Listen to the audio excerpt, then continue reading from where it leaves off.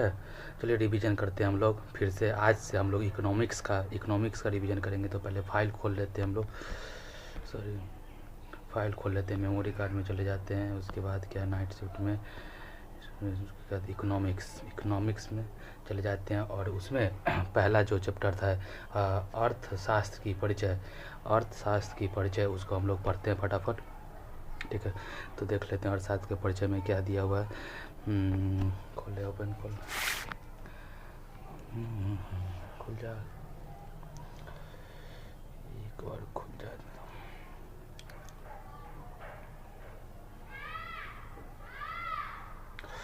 गणेश भगवान को प्रणाम कर लेते हैं और हम लोग स्टार्ट करते हैं रिवीजन करना। सुपर फास्ट रिवीजन है, मतलब कि जो 1.5 घंटे का लेक्चर है उसको हम लोग कोशिश करेंगे 15 से 20 मिनट में ख़त्म कर ले, ठीक है।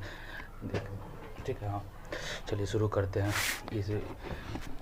जो सर इस स्लाइड में बताए हैं कि जो इकोनॉमिक्स का ये नोट्स है, ये एनसीईआरटी बुक से, और उसमें करंट अफेयर का अपडेट करके सर लिखवाएंगे, ठीक है ना। सर इसमें ये बताएं और आगे बात करते हैं कि कुमार गौरव सब का ये इकोनॉमिक्स का पहला लेक्चर है। और ये ब्रह्मास्त्र 2.0 बैच का, माने जो पिछले साल का है बैच है, उस बैच का है, ठीक है। तो अभी हम लोग इसका रिवीजन कर लेते हैं और अगला अभी जो 3.0 बैच आया ब्रह्मास्त्र का, उसका रिवीजन हम लोग बाद में करेंगे। उससे पहले जब आएगा इकोनॉमिक्स उसमें होगा, उससे पहले हम लोग इकोनॉमिक्स 2.0 बैच का कंप्लीट करके रखते हैं ताकि हम लोग का एक रिवीजन रहेगा, ठीक है। आगे बढ़ते हैं। इकोनॉमिक्स अर्थशास्त्र, ठीक है ना। तो सबसे पहले अर्थशास्त्र एक पुस्तक था जिसको ना चाणक्य लिखे थे, ठीक है ना। अर्थशास्त्र एक पुस्तक था जिसको चाणक्य लिखे थे, ठीक है। और इस बुक में मतलब इकोनॉमिक्स के से रिलेटेड बात नहीं था, इसमें क्या था, राजनीति से रिलेटेड बात था, ठीक है। तो सबसे पहले हम समझते हैं कि अर्थशास्त्र 2 शब्द से मिलकर बना है, ठीक है ना। अर्थ प्लस शास्त्र। अर्थ का मतलब होता है मनी, धन, और शास्त्र माने होता है अध्ययन या स्टडी, ठीक है। तो इसमें क्या पढ़ेंगे, इकोनॉमिक्स में हम पढ़ते हैं मैनेजमेंट ऑफ मनी का जो मैनेजमेंट होता है उसको पढ़ते हैं। ताकि इसका मेन उद्देश्य होता है कि अधिकतम कल्याण के लिए सीमित संसाधनों का अनुकूलतम उपयोग करना, ताकि एक विवेकशील तरीके से, माइंडफुल तरीके से हम लोग इस्तेमाल करें, ताकि अधिकतम लोगों तक संसाधनों का क्या बोलते हैं पहुँच बन सके, ठीक है ना। आगे बात करते हैं फादर ऑफ इकोनॉमिक्स किसको कहा जाता है, एडम स्मिथ को फादर ऑफ इकोनॉमिक्स कहा जाता है, ठीक है। और 1776 में, ठीक है, 1776 में द वेल्थ ऑफ नेशन पुस्तक लिखे थे। कौन, the wealth of nation Adam Smith लिखे थे, ठीक है। जिनको फादर ऑफ इकोनॉमिक्स कहा जाता है ना, एडम स्मिथ को, ठीक है, उन्होंने 1776 ईस्वी में द वेल्थ ऑफ नेशन पुस्तक लिखे थे, ठीक है। और क्या बोलते हैं कि उसमें ये लिखे थे कि अर्थशास्त्र धन के विज्ञान को ही अर्थशास्त्र कहा जाता है, ठीक है ना। नोट में सर लिखवाए हैं, यहाँ पर नोट्स में सर लिखवाए हैं कि सैमुअल्सन को इकोनॉमिक्स को साइंस ऑफ ग्रोथ कहा, ठीक है। ये सैमुअल्सन नाम का जो वैज्ञानिक जो भी थे, साइंटिस्ट थे, मतलब इकोनॉमिस्ट थे, ठीक है ना। सैमुअल्सन नामक जो इकोनॉमिस्ट थे, उन्होंने इकोनॉमिक्स को साइंस ऑफ ग्रोथ का है, विकास की शास्त्र का है, ठीक है। आगे बढ़ते हैं। इकोनॉमिक्स 2 प्रकार का होता है, माइक्रो और मैक्रो, ठीक है। माइक्रो को व्यष्टि अर्थशास्त्र बोलते हैं और मैक्रो को समष्टि बोलते हैं, ठीक है ना। इसमें माइक्रो वाला में क्या होता है कि व्यक्तिगत आर्थिक इकाई, एक उपभोक्ता, एक उत्पादक, ये सब को देखते हैं। माने ये सिंगल इकोनॉमिक यूनिट को देखते हैं, जैसे एक उपभोक्ता कितना खर्च कर रहा है, कितना उत्पादन हो रहा है, ठीक है ना, एक उत्पादक का, ठीक है।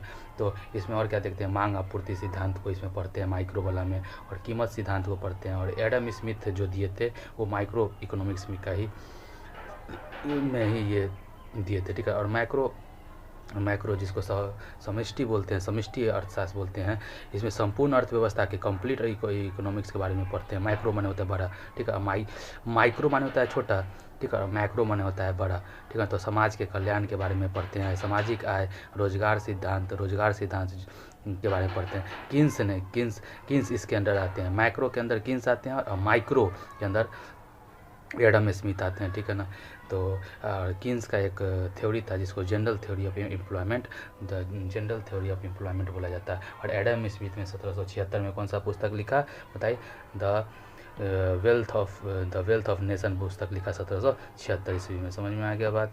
और सैमुअल्सन ने इकोनॉमिक्स को शायद क्या वो कहते हैं कि साइंस ऑफ ग्रोथ बोला। ठीक है, आगे बढ़ते हैं। अब डिमांड लॉ ऑफ डिमांड क्या होता है? Law of demand inversely proportional होता है डिमांड के। ठीक है, प्राइस जो होता है इन्वर्सली प्रोपोर्शनल होता है डिमांड के। जैसे जैसे प्राइस बढ़ेगा डिमांड घटेगा, और जैसे जैसे डिमांड घटेगा तो प्राइस बढ़ जाएगा। ये होता है लॉ ऑफ डिमांड। ठीक है, प्राइस बढ़ेगा तो डिमांड घटेगा, डिमांड घटेगा तो प्राइस बढ़ जाएगा। यही होता है, माने कि इन्वर्सली प्रोपोर्शनल होता है। ठीक है, आगे बात करते हैं। अपवाद में देखिए, लॉ ऑफ डिमांड में दो चीज़ अपवाद में आता है। ठीक है, दो चीज़ अपवाद में आता है। एक होता है प्रतिष्ठा सूचक अपवाद, जिससे प्रतिष्ठा किसी का जुड़ा हो, जैसे कि कीमत कम। उसमें क्या होता है कि कीमत भले कम हो लेकिन कीमत कम है तो डिमांड भी कम है, लेकिन कीमत बढ़ जाएगा तो डिमांड भी बढ़ जाएगा। जैसे गांधी जी का चश्मा हो गया, गांधी जी जो चीज़ यूज करते थे, अगर वो सब का नीलामी होने लग जाए तो क्या होता है कि डिमांड अगर बढ़ेगा तो कीमत बढ़ जाएगा, और डिमांड नहीं है तो कोई नहीं पूछ सकता है। तो नॉर्मल चश्मा ही, लेकिन क्या है गांधी जी का है, इसलिए क्या हो जाता है प्रतिष्ठा सूचक चीज़ हो गया, इसलिए इस पर ना लॉ ऑफ डिमांड नहीं लागू होता है। होता है गिफन वस्तु, जो नॉन लग्जरियस प्रोडक्ट होता है, ठीक है ना, उसको गिफन वस्तु कहते हैं।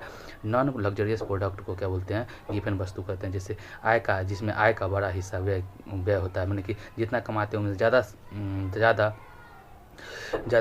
हिस्सा इसमें खर्च हो जाए, उसको गिफन वस्तु कहते हैं। ठीक है ना, और आय का बड़ा हिस्सा इसमें व्यय हो जाता है। माने कीमत बढ़ेगा तो मांग भी बढ़ेगा। ऐसा जैसे कि नमक है, चीनी, ये सब कीमत वह बढ़े, मांग फिर भी बढ़ेगा, इसमें कोई दिक्कत नहीं। गिफन वस्तु ये सब होता है, डेली यूज का चीज़ होता है इसमें गिफन वस्तु में। ठीक है, आगे बढ़ते हैं। जैसे कि बात करते हैं कि यहाँ सर एग्जाम्पल लेके बताए हैं कि 100 रुपया, जैसे आपके पास 100 रुपया है, ठीक है ना, तो ब्रेड एक पैकेट 10 रुपये में देता है, तो 5 पैकेट 50 में, और पनीर एक पैकेट 50 में देता था। ठीक है, लेकिन सेकेंड केस में क्या हुआ कि ब्रेड का दाम 15 रुपये हो गया, तो क्या हो गया, ब्रेड तो सबको चाहिए, पनीर एक दिन नहीं खाएगा तो जी लेगा लोग, लेकिन क्या ब्रेड रोटी नहीं खाएगा या फिर ब्रेड नहीं खाएगा तो कैसे काम चलेगा। तो 15 रुपये हो गया, था क्या बोलते हैं कि वो तो उतना ही आएगा, 15 छक्का 90, ठीक है ना, 6 पैकेट ले लिया था 90, तो पनीर से साथ कंप्रोमाइज़ कर लेगा। क्या है कि ये पनीर लग्जरियस चीज़ में आ गया, नॉन लग्जरियस चीज़ में ब्रेड आ गया कि उसके बगैर काम नहीं चलेगा। ठीक है ना, तो वही चीज़ हो गया। आगे बात है सेक्टर। अब सेक्टर क्षेत्र, ठीक है ना, ये पूरे इकोनॉमिक्स को ना 5 सेक्टर में बांटा गया है। ठीक है, मेनली तो 3 में, प्राइमरी, सेकेंडरी और टर्शियरी, लेकिन 2 और होता है, क्वाटनरी और एक और होता है। ठीक है ना, उसको आगे पढ़ेंगे हम लोग। प्राइमरी सेक्टर में वो कौन सा होता है? प्राइमरी सेक्टर को प्राथमिक क्षेत्र भी बोलते हैं, और प्राकृतिक प्रक्रिया से उत्पन्न, जो प्रकृति से सीधा प्राप्त, माने डायरेक्ट नेचर से जो चीज़ रिलेटेड होता है, और जो हम रॉ मटेरियल अगर डायरेक्ट हमको मिल जाए अगर प्रकृति से, तो वो सब आ जाएगा प्राइमरी सेक्टर में। जैसे कि कृषि हो गया, वन हो गया, पशुपालन, खनन, मछली, माइनिंग, ये सब देख रहे हैं, सारा का सारा किससे? कृषि, एग्रीकल्चर और नेचर पर डिपेंड है। कच्चा माल की प्राप्ति, माने कच्चा माल की प्राप्ति सीधे अगर प्रकृति से हो जाए तो उसको क्या बोलते हैं? प्राइमरी सेक्टर में आता है। जैसे कि इसमें क्या होता है, रेड कलर जॉब जितना भी है, red collar job primary sector का होता है। तो जो लाल कपड़ा पहना हुआ रहता है माइनिंग वगैरह में, वो सब क्या प्राइमरी सेक्टर का होता है। ठीक है, आगे बात करते हैं जीडीपी का ना। जीडीपी का 17% प्राइमरी सेक्टर में है, लेकिन जीडीपी में ना प्राइमरी सेक्टर का 17% योगदान है, और 55% रोजगार, मतलब 55% लोग लगा हुआ है इसमें, 55% पूरे जनसंख्या का 55% लोग लगा हुआ है। ठीक है, और जीडीपी में मात्र 17% क्या बोलते हैं कि कंट्रीब्यूशन है प्राइमरी सेक्टर का। इसका मेन कारण क्या है? परछंद छिपी बेरोजगारी का है। कि इसमें क्या होता है कि जैसे आपके पास खेत है, तो घर में अगर एक सिर्फ पापा कर रहे हैं तो 1 कुंटल गेहूँ आ रहा है, आप भी लग जाइए, आपकी मम्मी भी लग जाए, भाई बहन सब लग जाइए, तो 1 कुंटल ही होगा। ठीक है, तो जो आप 3 लोग लगे हुए हैं उसका जो सीमांत उत्पादकता है 0 है। ठीक है ना, इसलिए क्या होता है, उसको छिपी बेरोजगारी या परछंद बेरोजगारी कहते हैं। कृषि क्षेत्र में परछंद बेरोजगारी या छिपी बेरोजगारी बहुत ज़्यादा होता है। जब हम बेरोजगारी चैप्टर पढ़ेंगे तो उसमें डिफरेंट टाइप ऑफ बेरोजगारी पढ़ेंगे, उस समय समझ में आ जाएगा। अभी आगे बढ़ते हैं।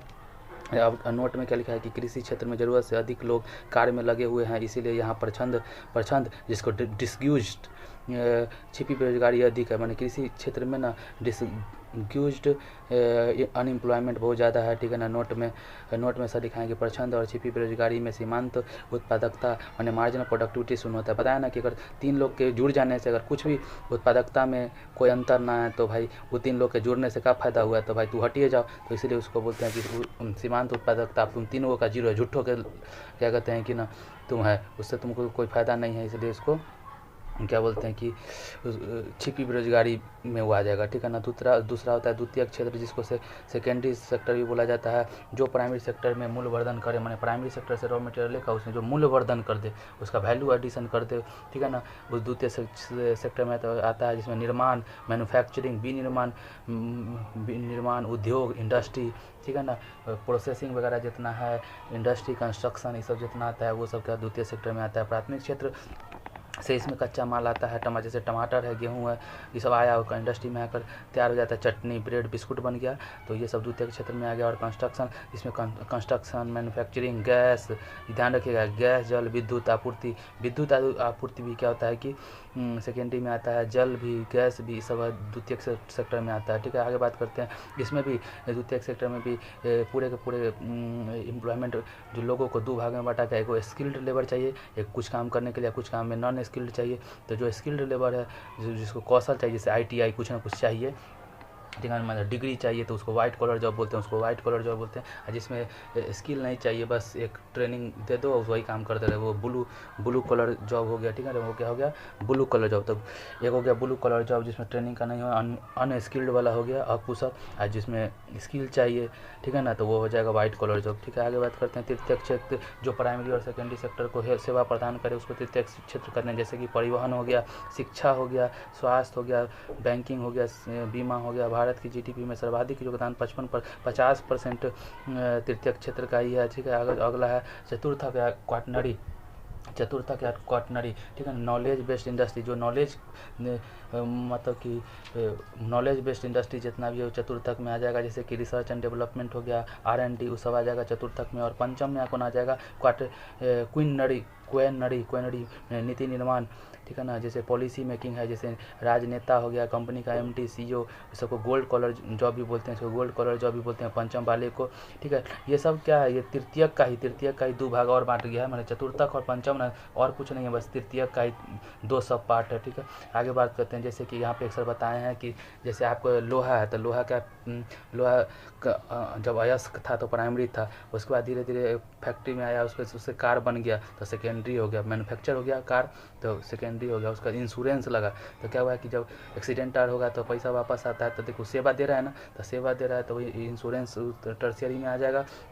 और उसमें जितना भी न्यू फीचर कार में क्या क्या आएगा, रिसर्च एंड डेवलपमेंट, तो वो आ जाएगा चतुर्थक में। और इसका जो पूरे का पूरे मालिक होगा, पूरे कंपनी का जो मालिक होगा, CEO होगा, MD होगा, ये सब के पंचम में आ जाएगा, ठीक है। ये जो पॉलिसी वगैरह बनाएगा पूरे कंपनी के car, insurance, research and development में जो सारे को कंट्रोल करे, वो पॉलिसी वगैरह बनाने में उसको पंचम क्षेत्र बोलते हैं, ठीक है। और बात करते हैं फैक्ट्री, जैसे कि कोई भी फैक्ट्री खोलने के लिए जो साधन क्या क्या चाहिए, उत्पादन के साधन कितना होता है, 4 होता है। किसी भी फैक्ट्री को खोलने के लिए, किसी भी चीज़ को खोलने के लिए उत्पादन के साधन 4 होते हैं। एक लैंड होता है, एक पूंजी होगा, लैंड जिसको भूमि बोलते हैं, फिर पूंजी या कैपिटल, ठीक है, लेबर चाहिए, श्रम चाहिए, और उद्यमी चाहिए, एंटरप्रेन्योर चाहिए। कोई खोलने वाला भी तो चाहिए, तो उद्यमी हो गया, उसको अब खोल लिया मान लीजिए, ठीक है, तो लैंड रहेगा तभी तो खोलोगे। लैंड कब रहेगा, जब पूंजी रहेगा, अब पूंजी रहोगे तो लेबर को बुला लोगे। अगर लैंड नहीं है तो रेंट दे दो, भाड़ा में ले लो रेंट ज़मीन को, तो रेंट खोलो। अगर पैसा नहीं है तो कर्जा उठा लो, तो इंटरेस्ट भरो। अगर लेबर नहीं है, लेबर को बुलाओगे तो उसको क्या बोलते हैं कि मजदूरी दो डेली का। उद्यमी है तो रिस्क लेने का क्षमता भी तो होना चाहिए। फैक्ट्री खोला, कल के दिन में हार्ड डिसीजन लेना है, तो भाई अगर प्रॉफिट होता है तो नुकसान भी होता है, तो ऐसा बंदा जो प्रॉफिट और नुकसान में एक समान रहे, ठीक है ना, ज़्यादा उसको फर्क ना पड़े, वैसा एंटरप्रेन्योर भी चाहिए। तो यही 4 सेक्टर है, 4 साधन है उत्पादन का, कौन कौन, लैंड, भूमि, लेबर और उद्यमी, ठीक है। आगे बात करते हैं अर्थव्यवस्था के प्रकार, ठीक है ना। आधार 1, अब किस आधार पर अर्थव्यवस्था को बांटा गया, उसका आधार 1 है अन्य देशों के साथ संबंध। अन्य देशों के साथ की मतलब तुम्हारा जैसे देश है तो तुम बाहर के से तुम्हारा क्या संबंध है, माने कि इन आउट हो रहा है कि नहीं, मतलब समझो ना कि अपना सामान दूसरे देश में, दूसरा का सामान अपने देश में आ रहा है कि नहीं। उस हिसाब से ना 2 तरीके से बांटा गया, जैसे संबंध कैसा है तुम्हारा दूसरे देशों के साथ, जैसे कि इम्पोर्ट एक्सपोर्ट कैसा है, कि इम्पोर्ट जैसे कि अगर इम्पोर्ट एक्सपोर्ट है दोनों का आपस में, तो ओपन इकोनॉमिक है कि सब दुनिया के लिए तुम्हारा इकोनॉमिक खुला हुआ है, तो ओपन इकोनॉमिक हो गया। अगर नहीं खुला हुआ है, जैसे नॉर्थ कोरिया है, नहीं खुला हुआ है, तो क्लोज इकोनॉमी हो जाएगा, बंद अर्थव्यवस्था कहलाएगा, ठीक है। खुली अर्थव्यवस्था इंडिया में क्या था, 1991 से पहले क्लोज इकोनॉमिक के जैसा ही व्यवहार करता था, लेकिन 1991 के बाद क्या हुआ, LPG आने के बाद, LPG liberalisation, privatisation and globalisation के बाद 1991 के बाद हम लोग क्या बोलते हैं, थोड़ा ओपन इकोनॉमिक हो गया, ठीक है। आगे बात करते हैं कि इसमें सर यही बताए हैं कि ओपन इकोनॉमी का क्या मतलब होता है। जैसे कि मान के चले कि अफ्रीका है, उसमें कच्चा माल ज़्यादा है, ठीक है ना। अफ्रीका में कच्चा माल ज़्यादा है, अरब में क्या है कि फ्यूल ज़्यादा है। इंडिया को क्या चाहिए, इंडिया को फ्यूल चाहिए, तो अरब से आ जाएगा। और इंडिया का कोई भी चीज़ है तो कच्चा माल कहाँ चला जाएगा, अफ्रीका ये समय चला जाएगा, ठीक है ना। फल फूल भेज देगा वहाँ का जो फ्यूल है उसको आ जाएगा, तो दोनों का बैलेंस हो गया। उसको जो चाहिए वो हम दे देंगे और हमको जो चाहिए उसे ले लेंगे, बस यही बात होता है। ओपन इकोनॉमी का मतलब इम्पोर्ट एक्सपोर्ट होता रहना चाहिए। फिर आधार दूसरा है कि संसाधन पर स्वामित्व के ओनरशिप कैसा है, कि वो क्या सरकारी है कि प्राइवेट है कि दोनों मिक्स है, तो उस हिसाब से समाजवादी, पूंजीवादी और मिश्रित अर्थव्यवस्था में 3 तरह से बांटा गया है, ठीक है ना। ये जिस पे अगर पूरा का पूरा अधिकार सरकार का होगा तो क्या हो जाता है, समाजवादी हो जाता है, जैसे नॉर्थ कोरिया एग्जाम्पल है, ठीक है ना। और क्या बोलते हैं कि पूंजीवादी, जिसमें स्वामित्व तो निजी क्षेत्र को होता है, प्राइवेट सेक्टर को होता है, तो उसमें सरकार का भूमिका कम होता है, जैसे अमेरिका में होता है, ठीक है ना, कैपिटलिज्म, ठीक है, कैपिटलिज्म। और मिश्रित, जैसे इंडिया है जिसमें स्वामित्व थोड़ा बहुत सरकारियों को है, कुछ कुछ क्षेत्र में निजी है, भारत में वही चीज़ है, मिश्रित अर्थव्यवस्था है, ठीक है ना। और सरकार आवश्यकता अनुसार हस्तक्षेप करती है, जरूरत लगता है तो करती है, न तो अपना प्राइवेट अपना काम करते रहिए। लेकिन नॉर्थ कोरिया है कि उसमें बस सीधे सीधे समाजवाद। अब चाइना और रसिया क्या है, झुकाव इसका समाजवाद की तरफ ज़्यादा है, ठीक है ना, झुकाव थोड़ा सा इसके तरफ है। आगे बात करते हैं पूंजीवादी में क्या होता है।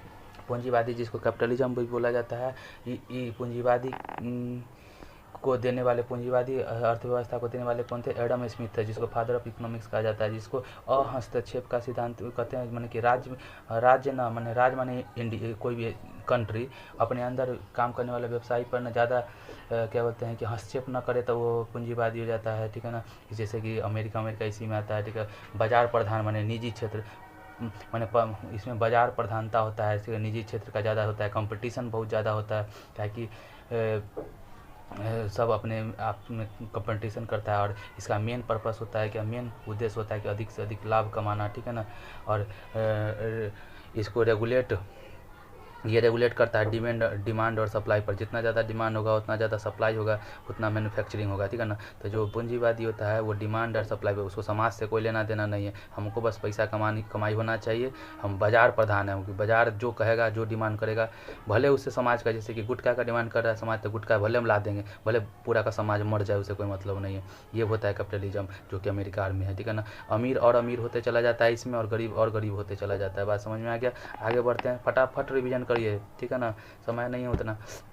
उसके बाद क्या है कि समाजवादी सोशलिस्ट, इसमें क्या होता है, सरकार रेगुलेट करती है, लोगों का ज़्यादा से ज़्यादा कल्याण सोचती है इसमें, और संसाधन का समान वितरण करती है सरकार। और अमीर गरीब के बीच में खाई कम करती है, अमीर गरीब के बीच में खाई कम करती है, गरीब के उत्थान पर बल देती है, और प्रतिस्पर्धा को थोड़ा कम किया जाता है। इसको देने वाले कार्ल मार्क्स, जिनका पुस्तक का नाम था दास कैपिटल 1867। तो बताइए एडम स्मिथ की पुस्तक कब आया था, 1776 में आया था, द वेल्थ ऑफ नेशन, ठीक है ना। और यहाँ याद रखिएगा कि समाजवाद में क्या है कि दास कैपिटल है, ठीक है ना। दास कैपिटल पुस्तक लिखे थे कार्ल मार्क्स 1867, 1867 माने 678 सब है, ठीक है ना। 1867 ठीक है। रूस के क्रांति के समय 1917 में, रूस के क्रांति के समय 1917 में लेनिन बोल्शेविक क्रांति, ठीक है ना, लेनिन के समय, ठीक है ना, बोल्शेविक क्रांति हुआ था, ठीक है ना। उसी समय ये सब आया था, ठीक है। आगे बात करते हैं मिक्स इकोनॉमी क्या होता है। मिक्स जो कि इंडिया है, ठीक है ना, इसको देने वाले कौन है, किन्स है, कौन, किन्स भाई साहब हैं, किन्स। तो ये बात ध्यान में आ गया कि कैपिटलिज्म को देने वाले कौन थे, एडम स्मिथ थे। समाजवाद को देने वाले कार्ल मार्क्स थे, समाजवाद को कार्ल मार्क्स देने वाले थे। और मिक्स इकोनॉमी को देने वाले किन्स थे। इनमें सरकार और निजी क्षेत्र का भागीदारी होता है, आवश्यकता हस्तक्षेप करती है, और संकट काल में सरकार ना क्या करती है कि हेल्प करती है, क्या वो सब्सिडी दे के, जहाँ ज़रूरत होता है तो महंगाई भी करती है, मुद्रास्फीति भी होता है, ठीक है। तो 1991 से पहले क्या था, भारत समाजवाद की ओर झुकाव करता था, लेकिन बताया कि 1991 में एलपीजी के आने के बाद क्या होता है कि थोड़ा सा पूंजीवाद की ओर झुकाव हो गया, तो इससे क्या हो गया, मिक्स हो गया, ठीक है। बस आज के लिए इतना ही, फिर मिलते हैं अगले रिवीजन सेशन में। अभी के लिए बाय, टाटा।